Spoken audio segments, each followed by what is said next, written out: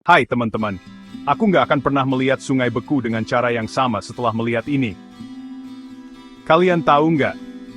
Kalian tahu nggak? Ada rahasia es yang mungkin belum banyak orang tahu.